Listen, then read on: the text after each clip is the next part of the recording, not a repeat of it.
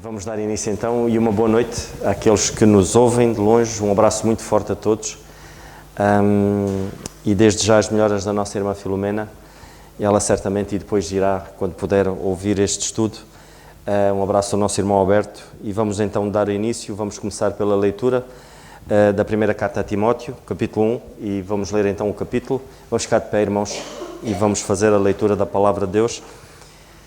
E o nosso Deus fala-nos assim: Paulo, apóstolo de Jesus Cristo, segundo o mandado de Deus, nosso Salvador, e do Senhor Jesus Cristo, esperança nossa, a Timóteo, meu verdadeiro filho na fé, graça, misericórdia e paz da parte de Deus, nosso Pai, e de Cristo Jesus, nosso Senhor.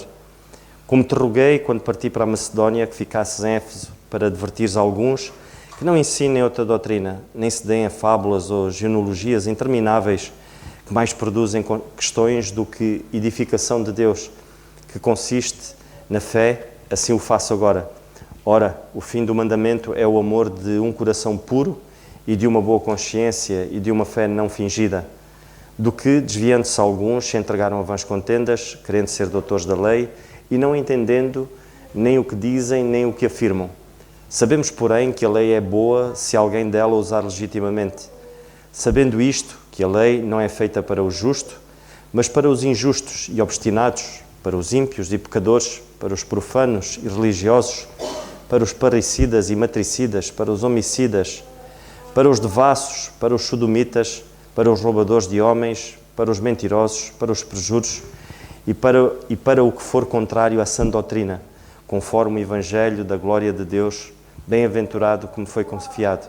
E dou graças ao que me tem confortado, a Cristo Jesus, Senhor nosso, porque me teve por fiel, pondo-me no ministério, a mim, que dantes fui blasfemo e perseguidor e opressor, mas alcancei misericórdia, porque o fiz ignorantemente, na incredulidade. E a graça do nosso Senhor superabundou com fé e amor que há em Jesus Cristo. Esta é a palavra fiel e digna de toda a aceitação, que Cristo Jesus veio ao mundo para salvar os pecadores, dos quais eu sou o principal, mas, por isso, alcancei misericórdia, para que em mim, que sou o principal, Jesus Cristo mostrasse toda a sua longanimidade, para exemplo dos que haviam de crer nele, para a vida eterna. Ora, ao Rei dos séculos, imortal, invisível, ao único Deus, seja honra e glória para todo o sempre. Amém. Este mandamento te dou, meu filho Timóteo, que segundo as profecias que houve acerca de ti, milites por elas boa milícia, conservando a fé e a boa consciência, rejeitando a qual alguns fizeram naufrágio na fé. E entre esses foram Himeneu e Alexandre, os quais entreguei a Satanás, para que aprendam a não blasfemar. Foi a leitura da palavra de Deus, irmãos. Vamos nos sentar e vamos então ouvir o nosso irmão Alberto e depois algum irmão que sinta o desejo de partilhar connosco o pensamento, esteja à vontade. Graças a Deus por sua palavra, louvo ao Senhor por esta igreja e por cada irmão que neste momento vem para orar, interceder, ter comunhão e estudar as Escrituras. Estamos na primeira epístola de Paulo a Timóteo, lembra? Capítulo 1, agora no verso 17. Ora, ao Rei dos séculos, imortal e invisível, ao Deus único, sábio, seja honra, glória, para todos sempre. Amém. Será que te falta ânimo e força para fazer as coisas de Deus, para orar, ler, para servir na igreja aos irmãos? O que acontece quando chegamos no momento de desânimo, no momento de fraqueza? Paulo, desde o verso 12 deste capítulo até aqui no verso 17, ele exulta de alegria, de adoração, lembrando da sua conversão, de onde Deus o tirou, e os propósitos de Deus para o seu caminho. Isso traz força, isso traz ânimo para o apóstolo Paulo, que enfrentava adversidades, tribulações, oposições, assim também com cada um de nós. Nos dias de hoje, nesta sociedade tão perversa e liberal, precisamos cada vez mais de convicção e saber de onde Deus está nos tirando, das trevas, do pecado, para nos levar à salvação, à eternidade, à comunhão com Ele. Paulo ele vê em si mesmo um exemplo, uma ilustração da graça e do poder de Deus para resgatar um dos piores pecadores. E Deus faz isso com qualquer pessoa, mostrando a sua longanimidade, a sua misericórdia, a sua graça. Paulo lembra da graça, da misericórdia, do amor de Deus e restabelece o seu ânimo. Esse versículo 17 que lemos agora faz parte de uma explosão de louvor, de ação de graça do apóstolo Paulo, aquilo que em suas cartas nós vamos encontrar algumas vezes chamada sobre doxologia, palavras de louvor, de graça, um hino de louvor a Deus. Esta palavra doxologia, ela vai se encontrar, ou essa expressão de adoração vai ser encontrada agora nas cartas pastorais, Timóteo 1 e 2, mais 2 vezes. No capítulo 6 dessa primeira carta, no verso 16, e na segunda carta, no capítulo 4, no verso 18. Você quer saber o que vem a ser doxologia? Estranho isso, né? Doxa é a palavra em grego, significa glória, honra. E logia, ou logos, a palavra. Logo, nós temos então palavra de glória, palavras de honra, de honraria. Isso sim, ela expressa no Novo Testamento as 3 pessoas da divindade, ao Pai, ao Filho e ao Espírito Santo. Principalmente quando nós lemos dele, por ele, para ele, são todas as coisas. Isso é uma doxologia. A pessoa adorada nesta passagem, desde o verso 12 até o 17, é a pessoa do próprio Deus. E não é uma energia, não é uma força, mas uma pessoa, a pessoa de Deus. E Paulo reconhece isso. E não há necessidade alguma de distinguir as pessoas da Trindade. Paulo sabia muito bem a quem servia. E nós devemos saber também a quem servimos e de quem somos, por quem fomos criados e qual o propósito de Deus para a nossa vida. Destacamos nesse versículo 17 palavras muito importantes. Veja que Paulo usa um título hebraico, rei. E aqui o rei, podemos até comparar em Apocalipse 15, lá no verso 3, que fala rei dos santos. E Paulo gosta de usar esta expressão para mostrar a soberania de Deus, o controle de Deus sobre todas as circunstâncias da vida. No nosso texto aqui fala rei dos séculos. Outras traduções vão trabalhar com o rei da eternidade ou rei eterno. Isso expressa exatamente que Deus está separado, fora do tempo, e o tempo é uma criação de Deus. Assim mostra que Deus tem controle absoluto. Isso faz parte da sua divindade plena e soberana sobre todas as coisas, até mesmo sobre a sua vida. Imortal aparece aqui no nosso texto, mas quando falamos em Deus eterno, quando falamos em Rei eterno, já está incluído a palavra imortal. Portanto, o original traz a palavra incorruptível, o Deus que é incontaminável, o Deus que não muda, o Deus que é o mesmo sempre. Este seria o termo correto.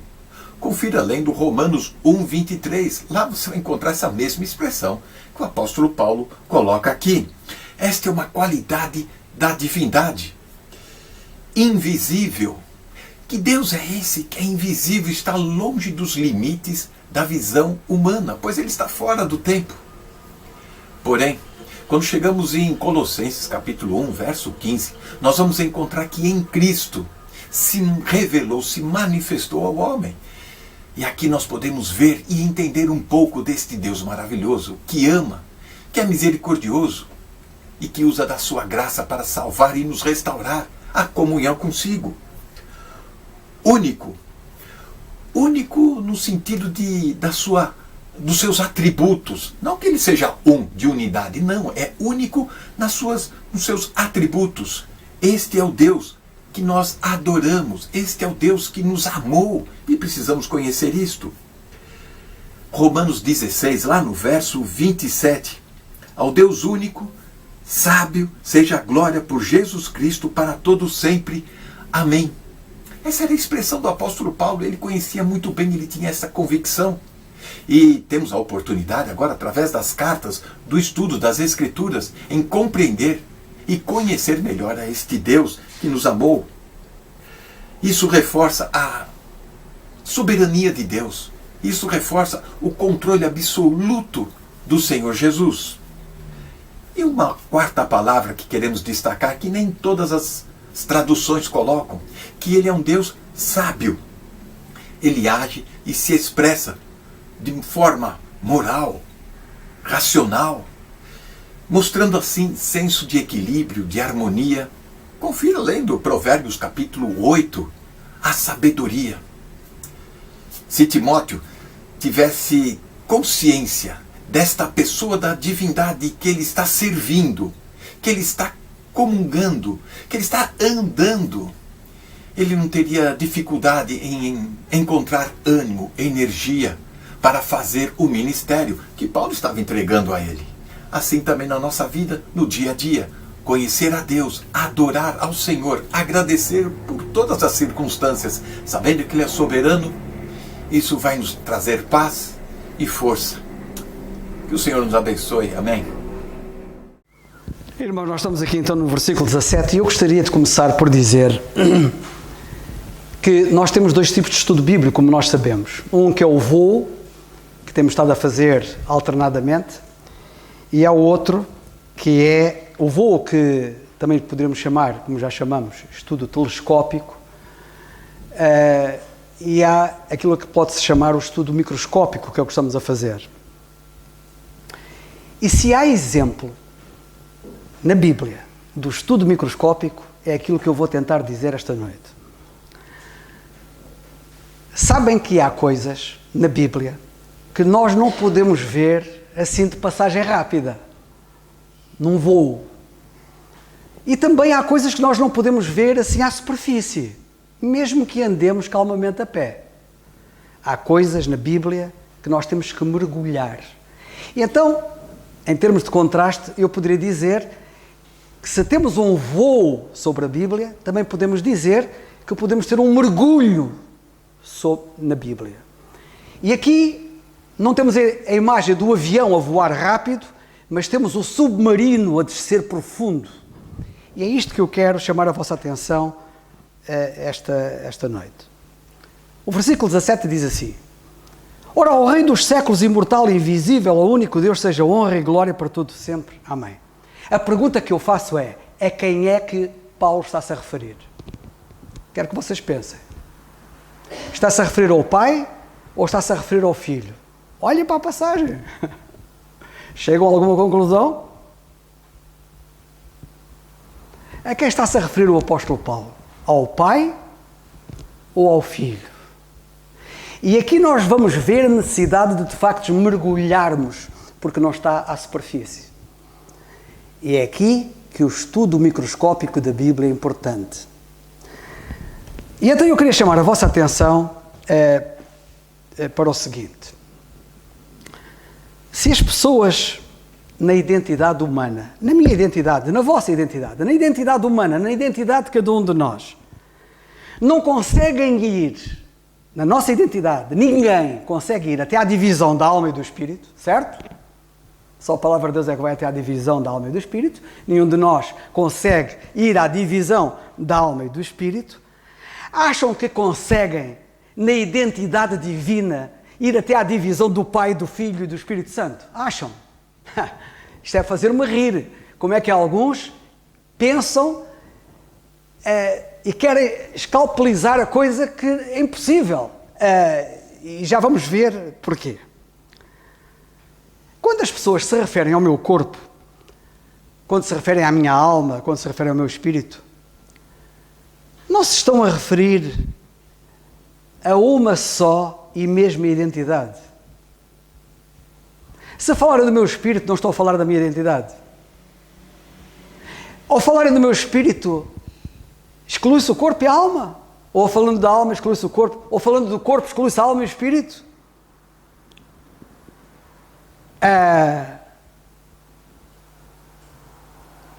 A minha identidade tem 3 partes. A identidade de Deus tem 3 partes. Assim é quando nós falamos do Pai, do Filho e do Espírito Santo. A identidade divina são 3 pessoas, mas é um só Deus. E nós vemos isto aqui e eu quero chamar a vossa atenção para isso. Vamos ser objetivos e vamos ser claros. Eliminem a minha alma.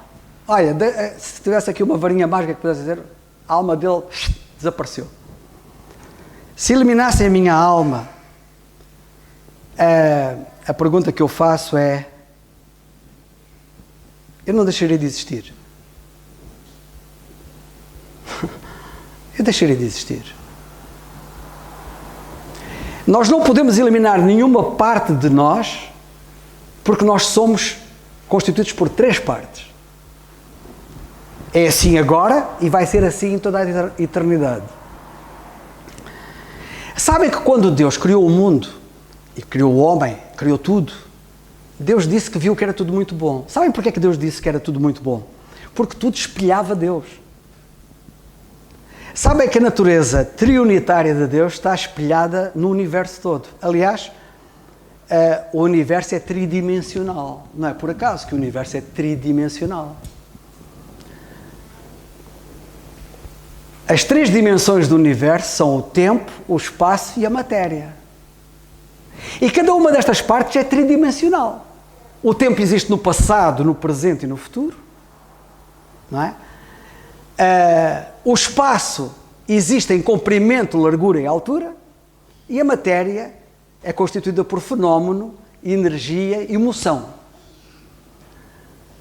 Portanto, para qualquer lado que nós olhemos, nós vemos Deus espelhado.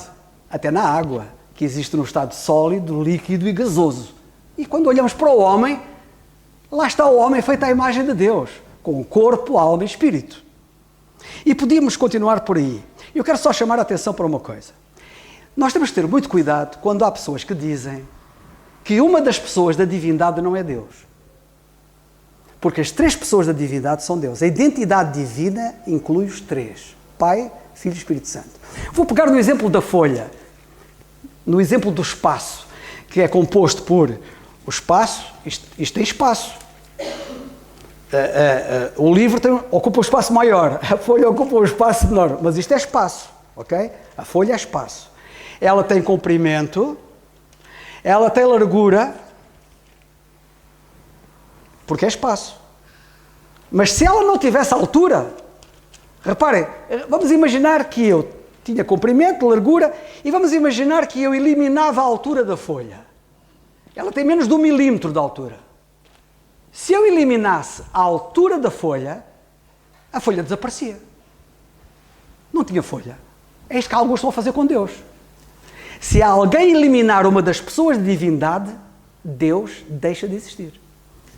Eliminam Deus. Vejam a gravidade da situação. Mas a quem se refere, esta é que é a grande pergunta, a grande pergunta é: a quem se refere Paulo? Ao Pai?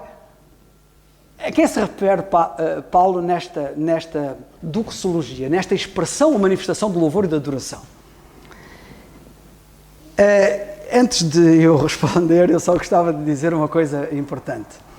Quando o apóstolo Paulo, e não é por acaso que aqui nesta carta, no capítulo 3 e versículo 16, na primeira carta, que o apóstolo Paulo fala no mistério da piedade. Sabem que quando ele chega à segunda carta aos Tessalonicenses, antes desta carta, no capítulo 2, ele fala de outro mistério. Chama-lhe o mistério da iniquidade. A nossa versão diz o mistério da iniquidade, mas há outras versões que dizem o mistério da impiedade. Nós temos aqui um contraste entre estes dois mistérios. O mistério da piedade, por um lado, que Paulo fala na carta ao Timóteo, e o mistério da impiedade, ou da injustiça. Eu disse da iniquidade, há versões que dizem, mas o nosso diz da injustiça, o mistério da injustiça, na segunda carta aos Tessalonicenses, capítulo 2. E sabem que o mistério da piedade, em contraste com o mistério da impiedade, é curioso. Porque, sabem o que é o mistério da piedade? Que Paulo diz, eu vou-vos ler. Ele, na primeira carta, no capítulo 3 e no versículo 16, rapidamente, ele diz assim, porque não há nada como vocês verem com os vossos próprios olhos. E sem dúvida alguma grande é o mistério da piedade. Deus se manifestou em carne. E fiquemos aqui. Sabem em que é que consiste o mistério da piedade? Deus ter-se feito homem. Isto é um mistério. Pá, deem as voltas que quiserem dar. É o mistério da piedade. Sabem o que é o mistério da impiedade? Eu não vou lá agora para não perder tempo. Na segunda carta aos Tessalonicenses, capítulo 2, ele está a falar do Anticristo. Ele vai se assentar do templo de Deus, dizendo que é Deus. O mistério da impiedade é o contrário. É o homem querer-se fazer Deus. O mistério da piedade foi Deus fazer-se homem. O mistério da impiedade é o homem querer ser Deus. Eu fiz referência a isto apenas para dizer que esta questão da divindade é um mistério profundo. Como é que Deus se faz homem? Mas fez-se. E ao fazer-se homem não deixou de ser Deus. O irmão Alberto ainda há dias falou sobre isso, não estou em erro. Bem, a quem é que o apóstolo se refere aqui nesta passagem no versículo 17? Eu creio que ele se refere ao Pai e ao Filho. Ah, pois é. Ele não se está a referir só ao Pai, nem se está a referir só ao Filho. E embora não identifique ipsis verbis como o Pai ou o Filho ou ambos, se nós descermos no submarino e formos à profundidade e fizermos o tal estudo microscópico, vamos ver que estão aqui as duas pessoas da divindade, a quem ele está a louvar e a adorar. Ok. E isto vem comprovar aquilo que o Senhor Jesus Cristo disse em João 10:30, eu e o Pai somos um. Porque quando nós lemos isto, parece que está aqui apenas uma pessoa, certo? E é verdade, porque é Deus. Deus é um. Não há 2 deuses, nem 3 deuses, nem 4 deuses. Só há um Deus. Mas é uma unidade na pluralidade. E então, este versículo revela, é uma ilustração da igualdade absoluta entre o Pai e o Filho. Isto é muito importante. Hein? Sabem o que é que o Senhor Jesus Cristo disse? E isto vem corroborar o que eu estou a dizer. Um dia Filipe perguntou ao Senhor Jesus Cristo, em João capítulo 14, se não estou em erro, mostra-nos o Pai. E o Senhor Jesus Cristo virou-se para Filipe e disse, Filipe, então, vocês já têm visto o Pai. Mas já temos visto o Pai como? Quem me vê a mim, vê o Pai. Mas há dúvidas. Quem viu o Senhor Jesus Cristo, viu o Pai. Este assunto é um assunto muito profundo. O mistério da piedade é uma coisa muito profunda. Sabe o que é que o Senhor Jesus Cristo um dia virou-se para a multidão que estava a ouvir? Está em João no capítulo 3, se não estou em erro. Ele disse, ninguém subiu ao céu, senão o Filho do Homem, que está no céu. Então, mas ele estava ali com eles. Como é que ele diz que ninguém subiu ao céu, senão o Filho do Homem, que está no céu, e ele estava ali na terra? Porque ele é omnipresente, ele é Deus. Só Deus tem este atributo da omnipresença. E ele tinha. Assim como tinha o da omnisciência. Ele sabia o que estava nos pensamentos das pessoas, etc. Bem. Vamos então começar pelo princípio. A passagem diz, ora ao Rei dos séculos, não é o que lemos ali? Ao Rei dos séculos. Isto refere-se claramente ao Senhor Jesus Cristo. Como é que eu sei que Rei dos séculos se refere ao Senhor Jesus Cristo? É muito simples. Sabem o que é que o Pai... Isto, muita gente havia de ler isto porque muita gente não sabe. Porque não lê. Em Hebreus, no capítulo 1, versículo 8, sabem o que é que o Pai diz do Filho? Sabem o que é que Deus Pai diz de Deus Filho, do Senhor Jesus Cristo? Diz assim no capítulo 1, versículo 8. Mas do Filho diz, ó Deus... Há muita gente que diz, tentou diminuir o Senhor Jesus Cristo porque o Senhor Jesus Cristo um dia disse... Meu Pai e vosso Pai, meu Deus e vosso Deus. E então dizem assim, então o Senhor Jesus Cristo diz meu Deus, então se Deus é o Deus, se o Pai é o Deus dele, ele não é Deus, é o argumento de Deus, não é? Então pronto, vamos para o mesmo argumento, utilizando o raciocínio dessas pessoas, nesta passagem. O Pai diz do Filho, ó Deus, então mas quem é que é Deus de quem? Não foi só o Senhor Jesus Cristo que reconheceu o Pai como Deus. O Pai também diz que Jesus Cristo é Deus. E diz, ó Deus, o teu trono, nota, tomem bem atenção a isto, o teu trono, quem é que está no trono? Vamos mergulhar, vamos descer fundo no submarino. Quem é que está no trono? Não é o rei. Os reis é que estão nos tronos, certo? Então, o teu trono subsiste pelos séculos dos séculos. Se nós lemos aqui que o Senhor Jesus Cristo tem um trono que subsiste pelos séculos dos séculos, a pergunta é: quem é o rei dos séculos? Quem é o rei dos séculos? É Ele.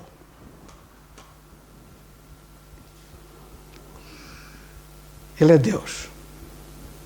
Na segunda carta a Timóteo, no capítulo 1, isto é mais à frente, na outra carta que vem a seguir, e versículo 9, nós vemos assim: que o Senhor Jesus Cristo nos salvou, diz Paulo, e chamou com uma santa vocação, não segundo as nossas obras, mas segundo o seu próprio propósito e graça, que nos foi dado em Cristo Jesus. Agora tomem bem atenção a esta expressão: Cristo Jesus antes dos tempos dos séculos. Cristo está antes dos tempos dos séculos. Porque Ele é o Rei dos séculos. Ele é o Rei dos séculos, Ele está antes do tempo dos séculos. Como é que Ele não há de ser o Rei dos séculos? Agora, nesta mesma passagem, Ele refere-se ao Deus invisível, não é? O que é que diz aqui a passagem? Ora, o Rei dos séculos, imortal, invisível. Invisível. Quando Ele diz aqui invisível, tomem bem atenção, a passagem mostra que Ele está-se a referir ao Pai. Que é uma coisa curiosa. Isto é profundo, isto é profundo. Os discípulos, eu imagino, deviam estar com a cabeça baralhada. Então, mas já vimos o Pai? Mas como vimos o Pai em ti? Mas quem te vê a ti viu o Pai? É. E Paulo estava a falar para aquele Deus maravilhoso que tem o Pai e o Filho juntos. E que é difícil separar e distinguir. Mas Ele é o invisível, como nós sabemos, não é? E foi o Senhor Jesus Cristo que o tornou visível. O Deus invisível. Quem vê a mim... aliás, Ele tem duas expressões em João. Uma no capítulo 12, versículo 45, e outra no 14, 9. Quem me vê a mim, vê aquele que me enviou. O Senhor Jesus Cristo um dia disse: quem me vê a mim, vê aquele que me enviou. E da outra vez a Filipe disse: quem me vê a mim, vê o Pai. Rei dos reis quer dizer Rei dos séculos. Outro pormenor. Ele é chamado Rei dos reis. Sabem quem é que é chamado Rei dos reis? É o Senhor Jesus Cristo. Rei dos reis quer dizer que é Rei dos séculos. Sabem que os reis têm existido ao longo dos séculos, certo? Querem fazer uma história? Vamos fazer um voo na Bíblia com o David e vamos ver os reis nos séculos, reis em séculos. Quem é o Rei dos reis? Quem é o Rei dos reis? É Ele. Ele é o Rei dos séculos, porque eles estão espalhados nos séculos. Ele é o Rei dos reis. Em Apocalipse 19:16, diz assim: no vestido na sua coxa tem escrito, isto é a descrição dele quando ele vem em poder e grande glória. Estamos em Apocalipse 19, quando ele vem à terra. E é dito, no vestido e na sua coxa, está-se a referir ao Senhor Jesus Cristo, tem escrito este nome: Rei dos reis e Senhor dos senhores. Agora, comparemos esta doxologia aqui, no versículo 17 do capítulo 1, com a doxologia no fim da carta que o nosso irmão Alberto referiu. Ele disse que temos uma outra doxologia no fim da carta, no capítulo 6, lembram-se? Pois bem, a doxologia do capítulo 6 diz assim, versículo 14 a 16: que guardes este mandamento sem mácula e repreensão até a aparição do nosso Senhor Jesus Cristo, a qual aparição, a seu tempo, mostrará o bem-aventurado e único, poderoso Senhor, Rei dos reis, Senhor dos senhores. Quem é? É Ele. O Senhor Jesus Cristo. Aquele que tem Ele só a imortalidade e habita na luz inacessível, a quem nenhum dos homens viu nem pode ver. Está-se a referir ao Pai. Começa a falar do Filho e já está a falar do Pai. Estão a ver ambas as doxologias? As duas pessoas da divindade em ambas as doxologias, ao qual seja honra e poder, sempre eterno. Amém. Por isso eu próprio, às vezes, quando estou a adorar o meu Deus, o nosso Deus, e eu às vezes estou a falar com o Filho, já estou a falar com o Pai, já estou a falar com o Pai, já estou a falar com o Filho. É correto, é bíblico. E nós temos que derivar a nossa conduta e o nosso procedimento da Bíblia. É aqui que a gente aprende.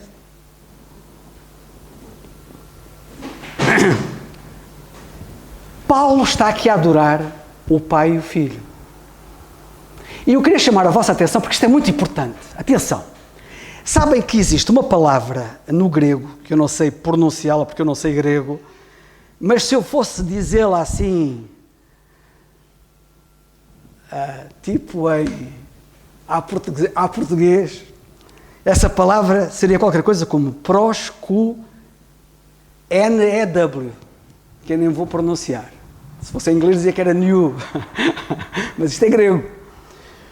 Prosku-new. Esta palavra vai ocorrer nas seguintes passagens que eu vou passar a citar. Tomem atenção. Esta palavra é a palavra para adorar. Tomem bem atenção. Adorar. No capítulo 19, versículo 4, lemos assim: os 24 anciãos e os 4 animais prostraram-se e adoraram a Deus. A palavra adoraram a Deus é esta palavra grega. Adoraram a Deus.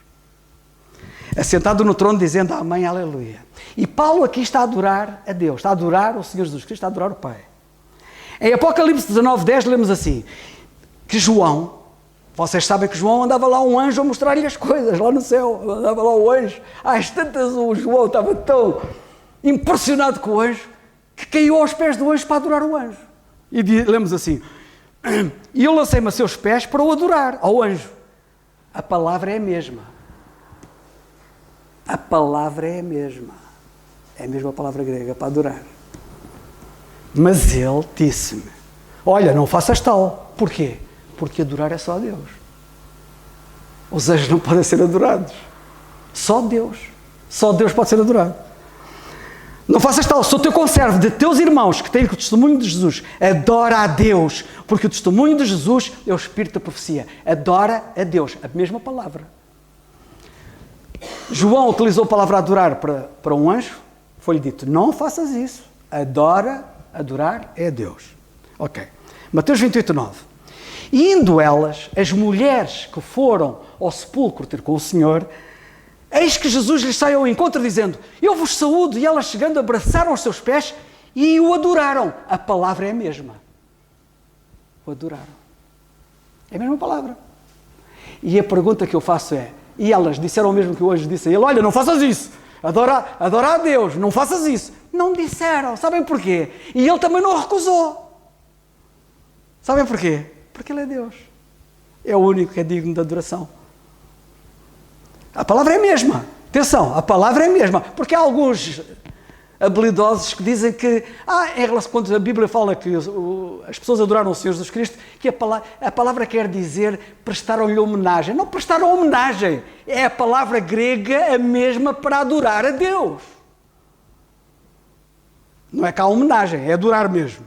Isto faz quase lembrar os debates às vezes com católicos, quando a gente fala da Virgem Maria e que eles adoram a Virgem Maria, eles dizem, não, a gente não adora, a gente venera. Venera? Tudo o que eles fazem é adorar a Virgem Maria, que está errado. Chamem-lhe o que quiserem. Pintem aquilo, pintem a manta da cor que quiserem, mas eles estão de facto a adorá-la. Aliás, quando está um indivíduo a rezar o terço aqui na Quinta do Conde, e outro no Laranjeiro, e outro em Lisboa, para não falar nos outros países do mundo, não é? À mesma hora, então, ela tem que ser omnisciente, ela tem que ser Deus. Estamos a brincar ou quê? Isto é grave e é muito sério. Em Atos 10 aconteceu que entrando Pedro saiu Cornélio. Lembram-se quando foi à casa de Cornélio? A recebê-lo. E prostrando-se a seus pés o adorou. A palavra é a mesma. Cornélio adorou, a palavra é a mesma para adorar a Deus, adorou Pedro, perdão. Mas Pedro levantou, dizendo, levanta-te que eu também sou homem. Então, estás-me a adorar a mim? Não é a mim, eu não posso ser adorado, isso é para Deus.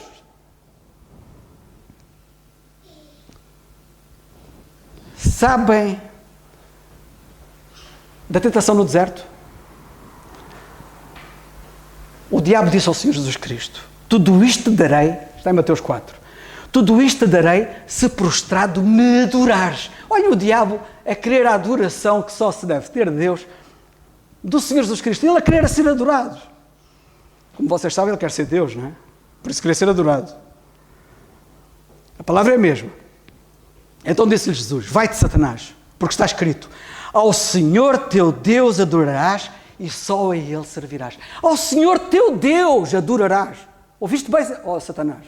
Ao Senhor teu Deus adorarás e só a Ele servirás. Sabem que uma coisa curiosa, ato contínuo, sabem o que é que nós lemos?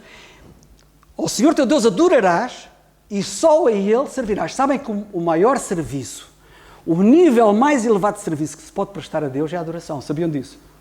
Por isso é que o serviço está aqui ligado à adoração. Ao Senhor teu Deus adorarás e só a Ele servirás. Só a Ele adorarás. Ato contínuo. Vieram os anjos e serviram ao Senhor Jesus Cristo. Ao Senhor teu Deus adorarás. Ele mostrou quem é que deve ser adorado quando os anjos vieram servi-lo, adorando-o. Temos o cego de nascença que também adorou o Senhor. Não vou, está em João 9,38, adorou. O cego de nascença adorou o Senhor. Também lemos na Bíblia, a palavra é a mesma. Nós temos, e temos mais.